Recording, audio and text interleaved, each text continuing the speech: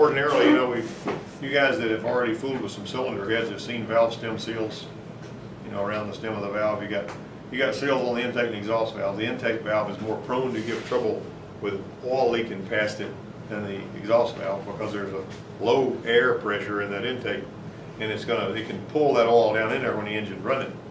So you got with that low pressure in there. And when you park this thing, you shut it off, let it sit, and that oil gets down in there. And then when you crank it up, it pulls it into the cylinder, and it makes white smoke come out and go all the way across the parking lot. This thing right here was a 2002 Camry with 94,000 miles, 2.4 liter engine, and it had that transaxle in it. Who cares? And that's the car. That's what it looked like, right? Okay. This particular one, it always smokes on startup after a soak. Now, we had done these before, and so we were set up to do another one. And there it is. That's your little VVTi engine in there. All right. Your valve stem seal problems have been around as long as overhead cam engines, or overhead valve engines have. The ones that had the valves in the block didn't have that problem because they didn't need seals on them much. But this particular one, if you ever seen like all these spark plugs, you'll see some really thick, puffy deposits on the spark plugs that look like ice cream or something almost. And it's real hard. That's typically from valve stem seals. If you see that, that means the valve stem seals are leaking. Doesn't mean you need to down the car and put seals in it right then, but it does mean you got valve stem seal problems. If you get a puff of smoke, or if it's idling a long time, you may see it start puffing smoke out the back if the valve stem seals are leaking pretty bad. And some of them, you know, whenever you crank them up, like Alan Cobb had that little 93 Camry, it was the first one I did this operation on, and this thing would just fill the whole parking lot up with smoke when you crank it up after it sat there for a while. And of course, it had a lot of miles on it. This one here did the same thing. We did this on a 2003, we did it on a 2002, we've done it on some others.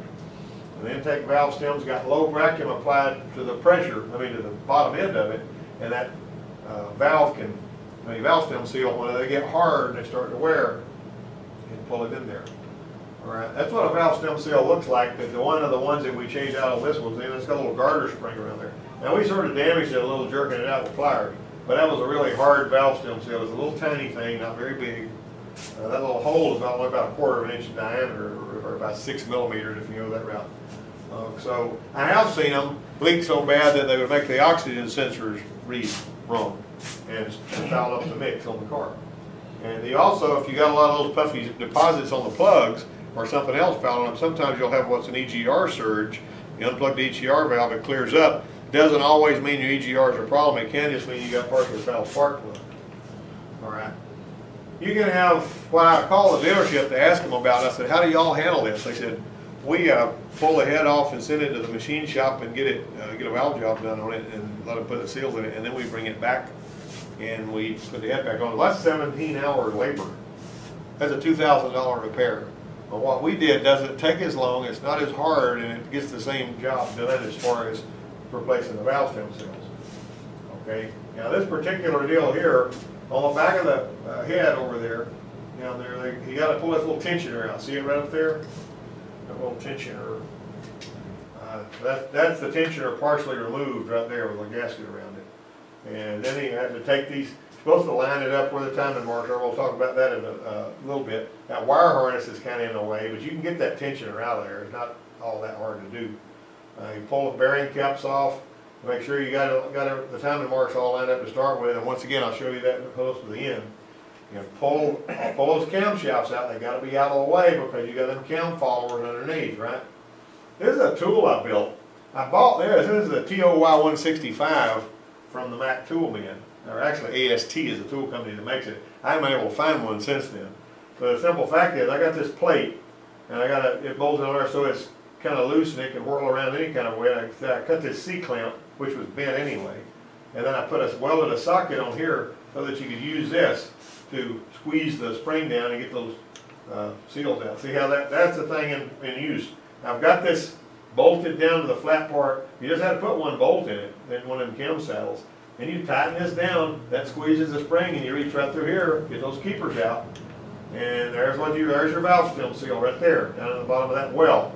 Now this cam follower that was sitting on top of the valve that fills up that hole had to be removed. When somebody does a valve job on one of these, what has to happen is the little the place between the smooth polished top of this and the part that sits on the valve, all those spaces are different based on what's required in order to put the right distance between the cam lobe and that follower. So that all of that stuff's got to be done if you're doing a valve job. This way you don't have to do all of that.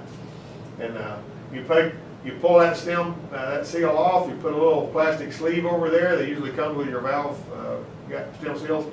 You slide that valve stem seal down over there, you know, punch it down into place with a socket or something, and put all of it back together using the same tools. Now you got to put it back together and time. See the links we painted yellow? It's going to tell you how many links is supposed to be between there.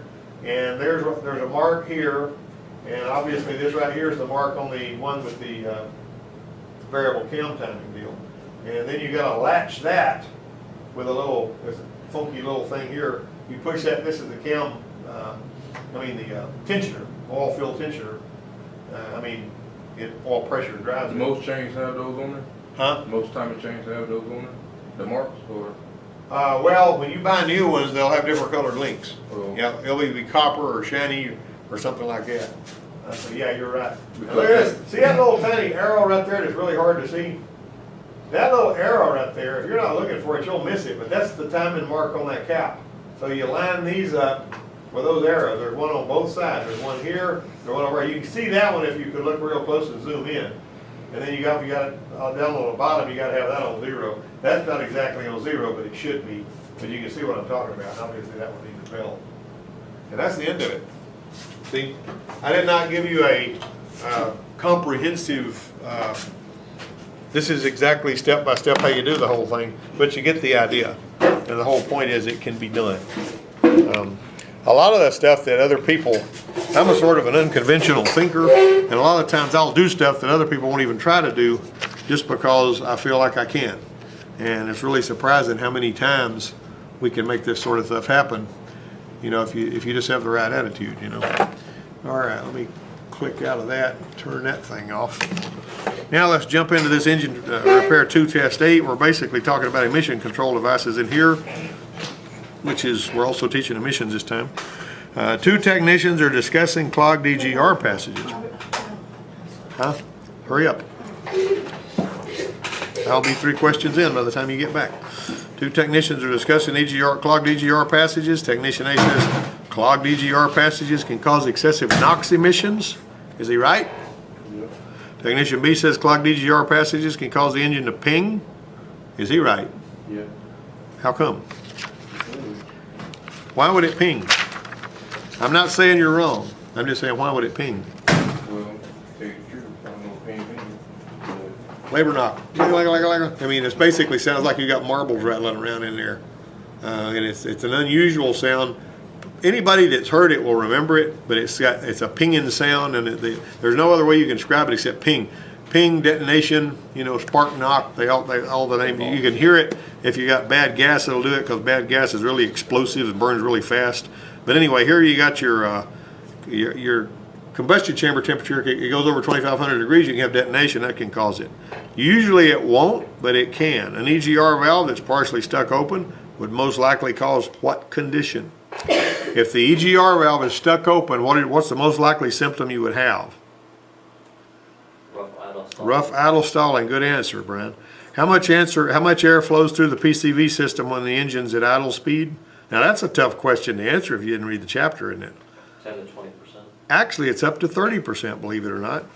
That's how much air flows through the PC. How much of the air flows through the PCV system when the engine's at idle speed, and that's metered air too, because the other side of that PCV system is connected into the air hose, usually going to the engine, because it needs filtered air.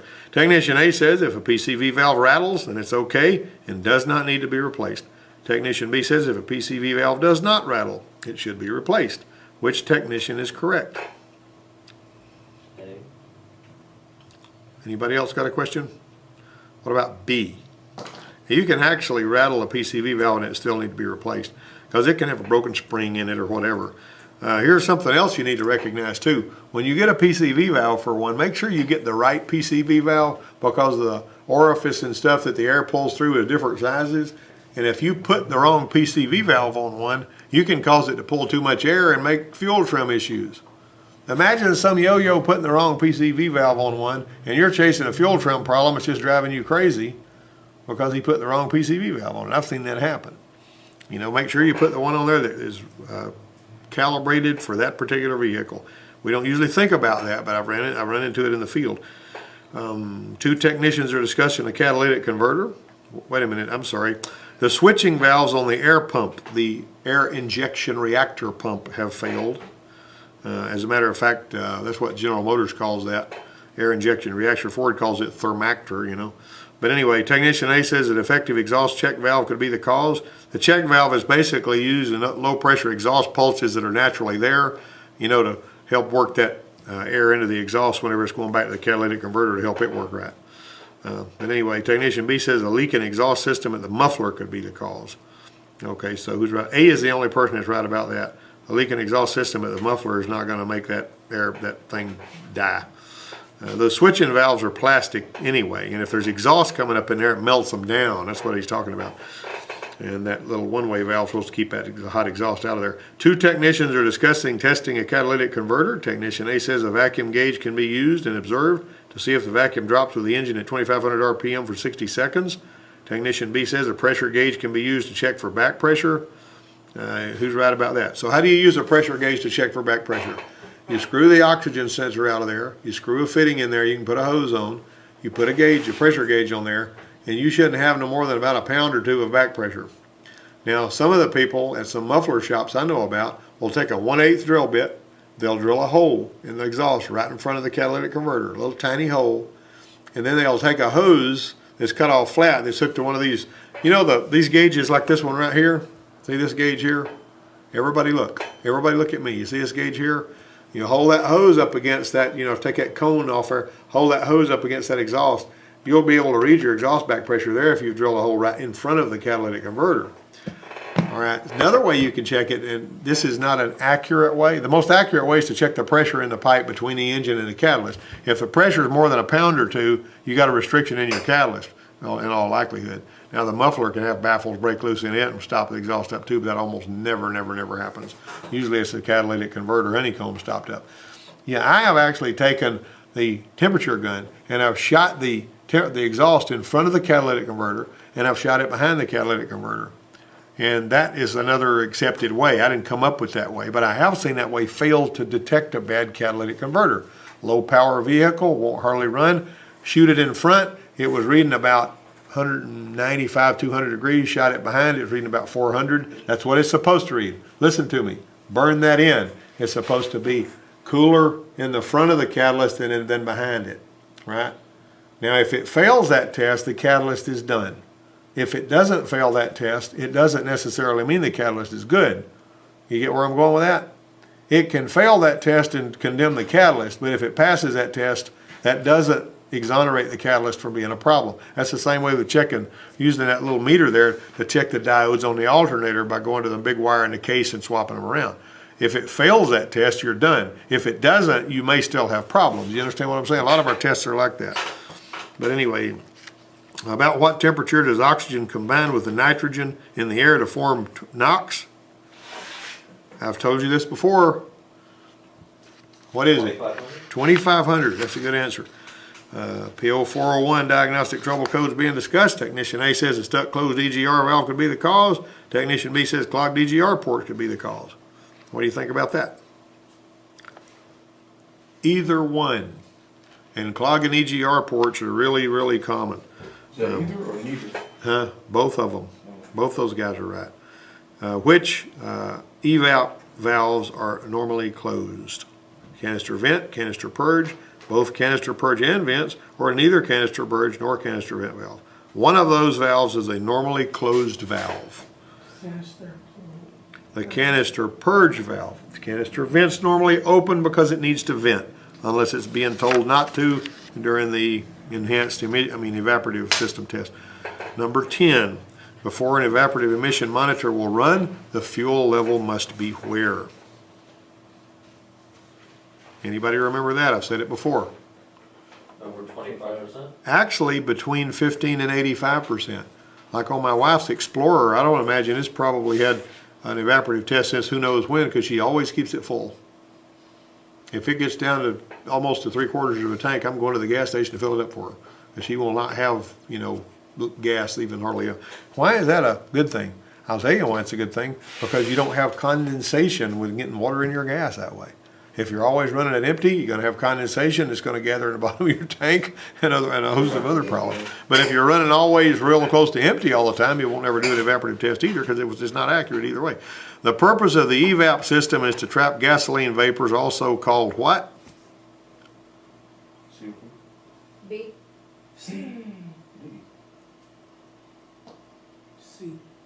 C. VOC, yep. I always call it, they're hydrocarbons, you know, it's vaporized hydrocarbons are what they are. Technician A says a carbon charcoal canister, you know, charcoal canister, is used to trap and hold gasoline vapor so they can be purged and run into the engine and be burned. Technician B says the purpose of the evaporative emission control system is to reduce the release of volatile organic compounds, which is what VOC stands for, into the atmosphere. I don't know why they have to come up with an acronym, or doesn't spell a word, so it's not an acronym, an abbreviation like that. VOC, you know, which technician is correct, and that's going to be C, both of them. All of these can increase the pressure in the evaporative emission control system, except for what? A, read vapor pressure of the fuel. B, inlet fuel to the return pump. Inlet fuel to the fuel pump. C, return to fuel from the fuel injection system. Or D, fuel temperature. Which one of those cannot increase the pressure in the evaporative control system? And that would be inlet fuel to the fuel pump, because that's got nothing to do with the evaporative control system. Which of these substances used in vapor canisters can absorb volatile organic compounds? Anybody know? We've got to have something that can absorb them. Carbon, why? What do you mean? Well, why is the answer carbon instead of organics, absorber, pleated paper, or desiccant? Oh, 'cause it's What are faster. the volatile organic compounds? I don't know. Carbon. So you're going to use carbon to absorb carbon. Didn't you take chemistry in high school?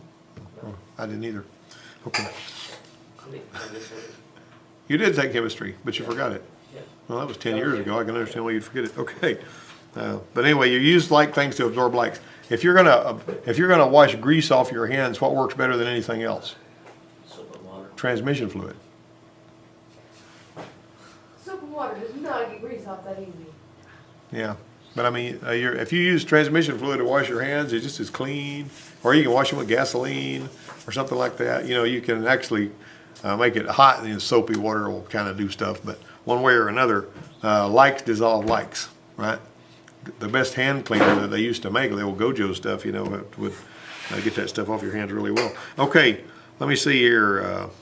I remember that too. I remember the smell of it at my dad's shop back in the early 60s. You know, I thought that Gojo smelled so good. But anyway, let me see, where are we at here? Technician A says, the EGR, exhaust gas recirculation, is not usually needed at idle and not wanted at wide open throttle for maximum engine performance, or when the engine is cold.